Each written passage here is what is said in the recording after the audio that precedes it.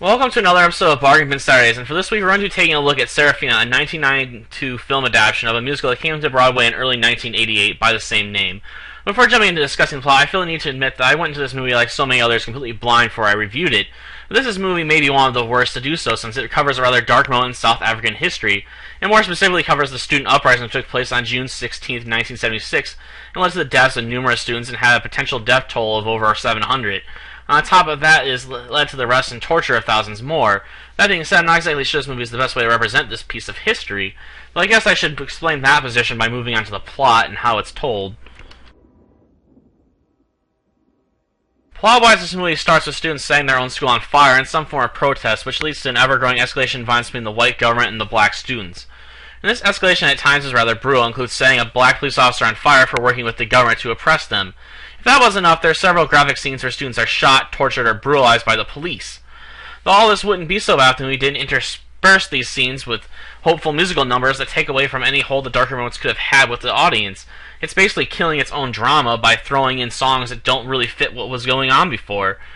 It also doesn't help that the movie is rather fond of jump cutting between scenes and tries to follow the events around at least three different characters simultaneously. And while the main character is obvious, it makes her overall presence feel a bit weaker in my opinion. Acting-wise, the movie is pretty good, though I still question why Whoopi Goldberg's name is on the box or picture takes up so much room on it as well. Be quick about her character serves an extremely secondary role, and is even killed off camera, and while her role is important, it wasn't one that was given a lot of screen time beyond the need to establish a mentor role between herself and the actual main character of Sarafina. On the music side of things, this movie is rather good, which shouldn't be a surprise to anyone considering it came from a musical that ran for over 500 shows on Broadway. About the only real complaint I have about the music is that it often breaks up emotional scenes and causes such a hard change in tone that it makes my ears want to bleed.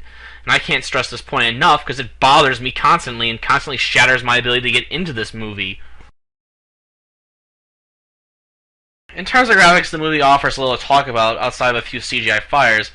Otherwise, the movie was shot on location, so there's very little for me to talk about because the movie does feel like it has its location and setting correct, even if it doesn't have the tone it needs.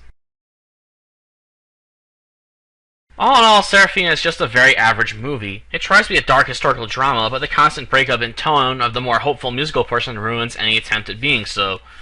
And this constant shift to a hopeful tone, even when it doesn't feel appropriate, is the main reason I don't consider this movie to be a good tribute to the tragic events that took place on that day.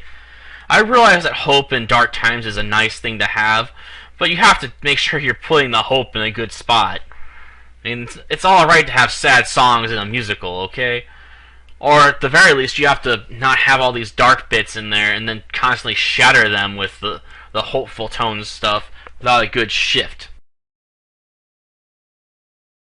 If you enjoyed this movie or just enjoy historical dramas and are interested in a more serious work that covers the topic of apartheid in South Africa, then I'd recommend the 1987 British film Cry Freedom, which follows the story of Donald Woods, a journalist, and Steve Biko, an activist against apartheid in South Africa.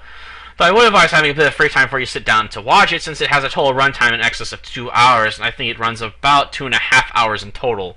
Or if you're looking for something a bit shorter that also includes the star actors from today's movie, and I'm not talking about Whoopi Goldberg, I'd recommend Hotel Rwanda, which covers the story of a hotel owner who tries to protect numerous people from being murdered in the Rwanda genocide of 1994.